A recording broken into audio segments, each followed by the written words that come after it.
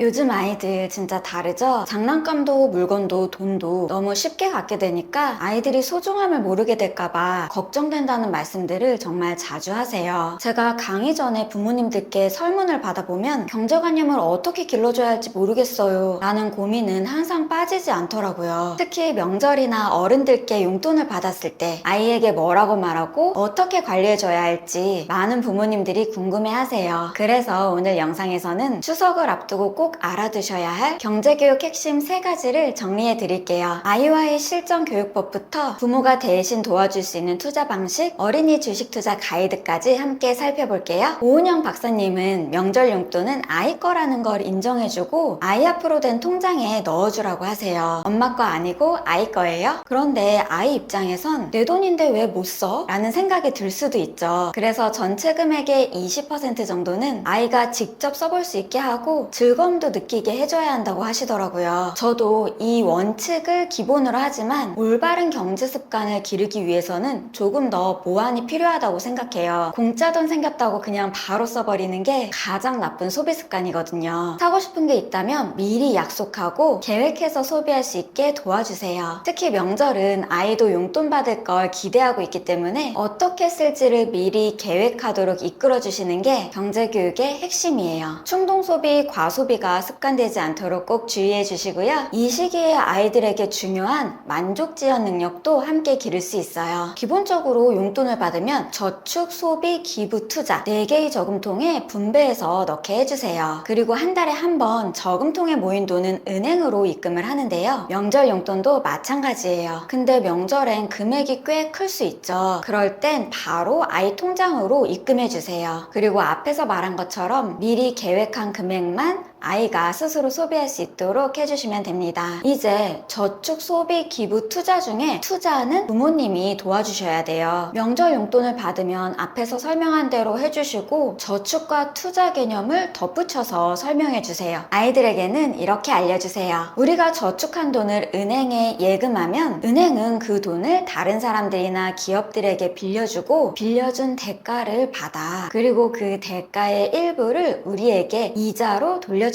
거야. 그래서 예금을 하면 이자를 받기 때문에 돈이 불어나게 돼. 그런데 주식은 예금하고는 달라. 주식은 어떤 회사에 투자를 하고 그 회사의 주인이 되는 거야. 회사가 이익을 많이 내면 배당금을 주기도 하고 회사가 잘 되면 주식 가격이 올라가서 우리 돈도 불어날 수 있어. 여기서 한 가지 주의해야 되는 게 있는데 주식은 예금보다 돈이 더 빨리 늘 수도 있지만 잘못 투자하면 잃을 수도 있어. 그래서 항상 신중하게 생각해야 돼. 그리고 부모님들께서 아이 계좌로 투자를 해주시면 되는데요. 계좌 개설 방법이나 매수 방법은 위 영상을 참고해주세요. 저는 워렌 버핏과 가치투자 대가의 책들을 꾸준히 읽으면서 공부해왔어요. 그래서 단기간에 사고파는 단타가 아니라 좋은 기업에 오래 투자하는 장기 투자를 원칙으로 하고 있습니다. 이제 저만의 기준도 생겼고요. 그런데 도대체 좋은 기업은 어떻게 고르는 건가요? 라고 궁금해하실 것 같아요. 처음에는 내가 잘 알고 있는 기업, 관심 있는 브랜드부터 시작해보시는 게 좋아요. 그리고 그 기업이 정말 좋은 기업인지 살펴보시면 됩니다. 재무제표로 이 회사가 돈을 잘 버는지 확인하고 사업보고서로 어떤 사업을 하고 있고 앞으로도 성장 가능성이 있는지 파악해보는 거예요. 물론 초보자에게는 재무제표와 사업보고서가 어려울 수 있어요. 그럴 땐 증권사에서 무료로 제공하는 리서치 자료나 이미 정리된 기업 분석글을 참고하셔도 충분합니다. 제가 가장 중요하게 보는 기준은 경제적 혜자인데요. 워렌 버핏이 처음 사용한 용어예요. 경쟁사가 쉽게 넘볼 수 없는 진입 장벽을 뜻해요. 예를 들어 브랜드 인지도, 기술력, 유통망 등 오랫동안 이익을 안정적으로 낼 수 있는 구조를 가진 기업을 말합니다. 그리고 미국 시총 100위 안에 드는 큰 기업인지를 확인해요. 우리나라 기업도 미국 기업 규모와 비교하면서 판단합니다. 대부분 이런 큰 기업들은 시중에 정보도 많아서 분석하기 입학하기도 수월해요. 또 아이가 크면서 자연스럽게 관심을 가질 만한 기업이면 더 좋겠죠? 여기서 처음부터 개별 기업을 고르는 게 어려우시다면 ETF로 시작하시는 것도 좋아요. 워렌 버핏도 투자가 어렵다면 이렇게 하라고 말합니다. 미국의 전체 성장에 투자하세요. 예를 들어 미국의 500대 기업을 묶은 S&P 500 지수나 기술 중심 기업들이 모인 나스닥 지수를 그대로 따라가는 ETF에 투자하는 건 가장 간단하면서도 안정적인 방법이에요. 마지막으로 투자 대상을 정한 다음에는 언제 사야 하는지가 고민되시죠? 초보분들은 타이밍을 잡으려고 하기보다는 적립식으로 꾸준히 투자하는 게 안정적이에요. 좀 복잡하고 어려워 보이지만 핵심은 세 가지입니다. 좋은 기업을 고르고 적정한 가격에 매수하고 기업에 문제가 없다면 장기적으로 흔들리지 않고 보유하는 거예요. 부모님이 먼저 이렇게 경험해 보시고 아이와 함께 실천해 주시는 게 좋습니다. 어린이 주식 투자도 어른들의 주식 투자와 기본 원리는 같아요. 다만 처음 시작할 때의 목표만 조금 다른데요. 어른들은 수익률을 목표로 삼지만 아이들은 꿈과 연결시켜주는 게 더 중요합니다. 먼저 아이가 꿈꾸는 직업이나 좋아하는 분야와 관련된 기업을 찾아보세요. 주식 투자가 아이의 꿈과 함께 성장하는 꿈사다리가 될 수 있어요. 예를 들어 애니메이션을 좋아하는 아이라면 디즈니 같은 회사를 알아보는 거예요. 그리고 아직 꿈이 없어도 괜찮아요. 아이가 좋아하는 브랜드나 제품에서 시작해봐도 좋습니다. 좋아하는 분야는 자연스럽게 더 잘 이해하게 되고 기업의 뉴스나 정보를 보는 것도 즐거운 경험이 될 수 있어요. 그런데 무조건 꿈과 관련되어 있고 좋아하는 제품을 판다고 해서 무작정 투자를 하면 안 되겠죠. 기본적인 기준을 꼭 확인해야 됩니다. 세계적으로 경쟁력이 있는지, 오랫동안 꾸준히 이익을 내고 있는지, 앞으로도 성장 가능성이 있는지, 독점력이나 진입 장벽이 있는지. 앞에서 말씀드린 좋은 기업을 고르는 방법을 아이 투자에도 똑같이 적용시켜서 함께 이야기를 나눠주시면 되세요.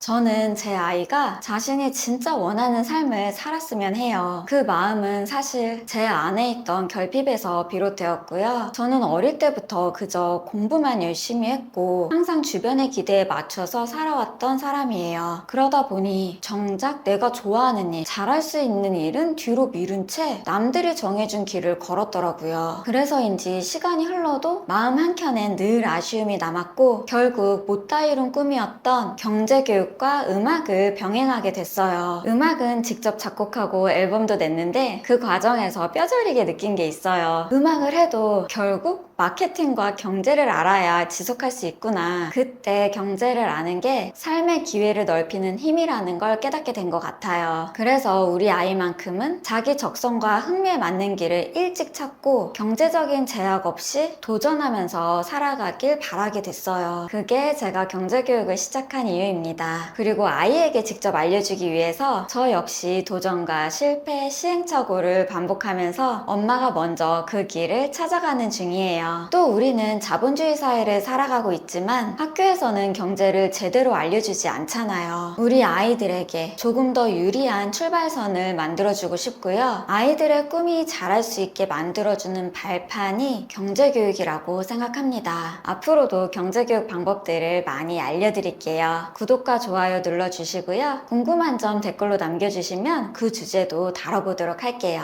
끝까지 시청해주셔서 감사합니다.